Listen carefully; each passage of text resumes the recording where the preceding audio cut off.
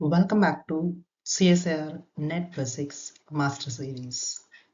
In today's module, we dive into one of the most scoring topics, that is nuclear physics, and in that more specifically the Q value of a nuclear reaction. Now we'll understand what the Q value means and how to calculate it, and we will solve a CSIR style problem step by step. Welcome to nuclear binding energy and Q value. In this module, we explore how the energy that binds nucleons together determines the stability of a nucleus and how Q value quantifies energy exchange in nuclear reactions.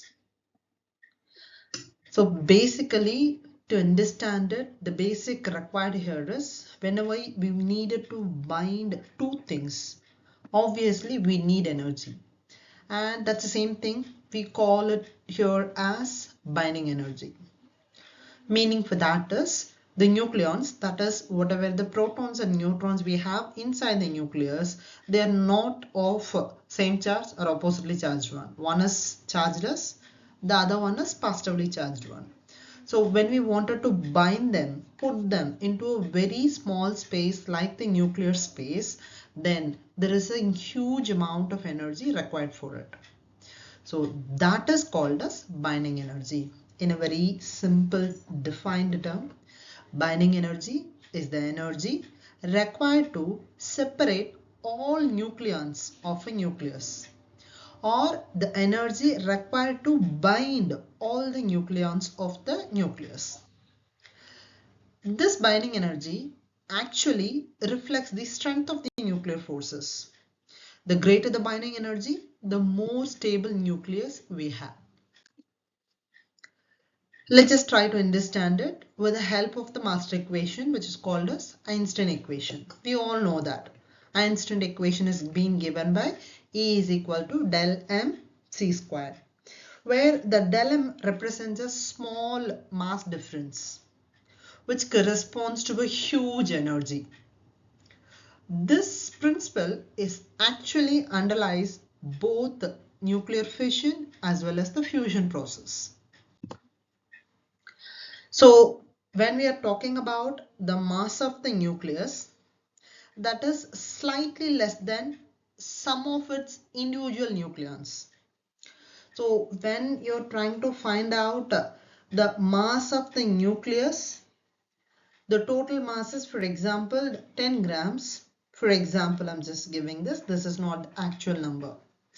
And the amount of nucleons mass, if you're going to calculate, that will be actually less than the mass of the nucleus. So that difference what we have, that is what is going to be used as the binding energy, that is what has been represented as the del m. So the mass of the nucleus is slightly less than the sum of its individual nucleons, and this difference is called as mass defects. And this mass defect represents the energy converted into binding energy according to the Einstein relation what we see here. Let's just try to talk about the Q value here with the help of CSIR NET exam pattern question. So what we have over here is actually the nitrogen what we have over here along with the neutron, that is going to be converted into a carbon 14 along with the release of a proton. So what actually happened in this and how are we going to calculate the energy, the Q value of it? Let's just look into it now. So whenever we wanted to calculate the amount of Q value or the Q value, that is the total energy associated with the nucleus, it can be calculated by mass of initial nucleus minus mass of what is the final nucleus we are having times it by square of the speed of light. So initially what we have over here, nitrogen 14, and finally what are we going to have over here? Carbon 14. Along with nitrogen what we have? N, neutron. Along with the Carbon, what we have? Proton. So that's the same thing, we are going to put it over here. Mass of the initial products minus mass of the initial final product. Sorry, final product. Mass of the initial reactant minus mass of the final product what we have times it by C square.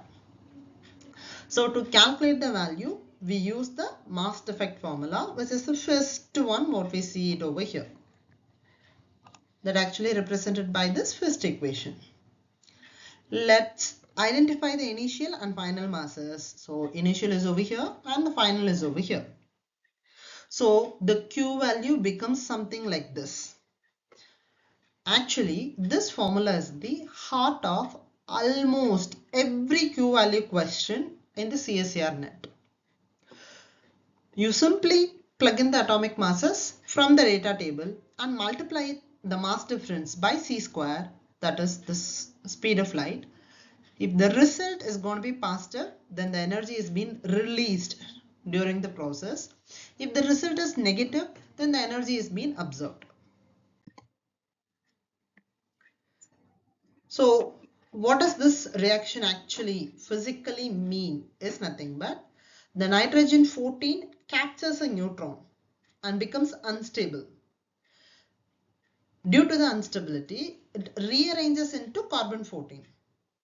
The leftover energy appears as the kinetic energy of an outgoing proton. That is what actually we see. Nitrogen plus neutron gives us carbon plus proton. That is what exactly it means. So energy released actually equal to the kinetic energy of the proton, and the energy released is equivalent to the mass defect. That is the difference in the masses before and after. This is why Q value is extremely important. It tells us how energetic the reaction products will be. Here is a quick tip for Q value problems. Always use the atomic masses, not nuclear masses. For reactions involving electrons, atomic masses automatically cancel. Positive Q means exothermic. Negative Q means endothermic. Q value often equals the kinetic energy of the products. Means if the initial kinetic energy is 0. These shortcuts save time in CSIR net.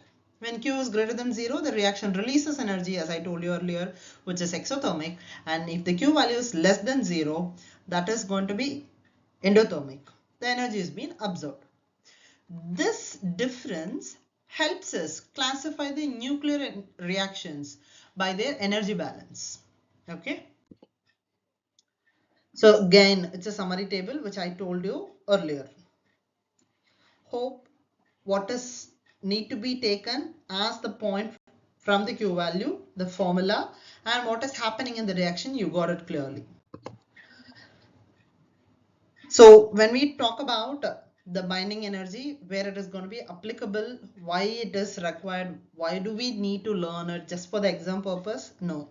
So this binding energy decides that which can be used to generate the nuclear energy in the nuclear power plants. And this binding energy decides that which one are we going to use it in a medical isotopic purposes. We know so many diagnostic steps, right? So they can also be decided which isotope can be used for that particular purpose will be decided by the same binding energy.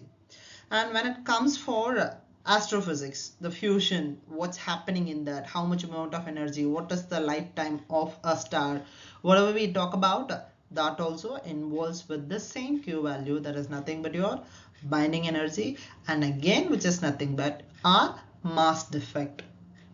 So in a simple concluded term, binding energy and Q value together explains how mass converts into energy and why particular nuclei are more stable.